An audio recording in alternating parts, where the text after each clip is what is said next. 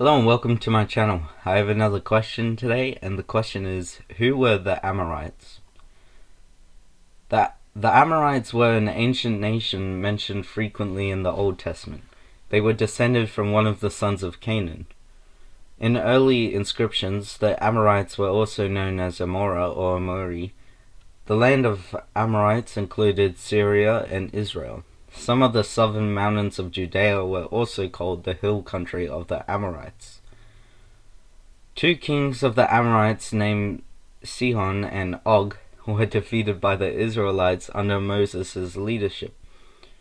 5 Amorite kings were defeated by the people of Israel, and the victory was decisively won in Joshua chapter 11 verse 8.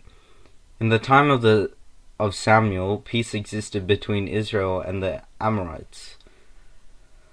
Less than a century later, King Solomon forced the remaining Amorites into slavery. All the people who were left of the Amorites, who were not of the people of Israel, their descendants who were left after them in the land, whom the people of Israel were unable to devote to destruction. These Solomon drafted to be slaves. The Amorites are last mentioned in Amos chapter 2 verse 10. It is assumed they either died out or were absorbed into the culture of Israel. The Amorites were known as fierce warriors during their prime.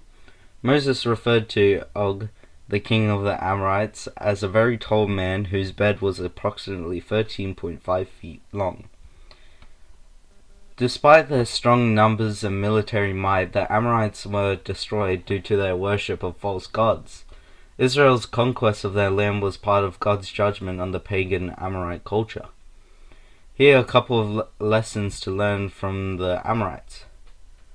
First, only the one true God is worthy of worship. The idols of the Amorites and the false gods they represent cannot compete with the omnipotent God of Israel.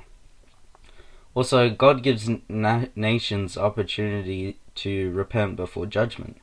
The Amorite nation had plenty of time to turn from their idolatry, but they despised God's goodness and long-suffering and refused to repent. The Lord's judgment upon them was severe, and anyone who imitates their rebellion will eternally regret it. Thank you for listening to this question, and I'll see you next time.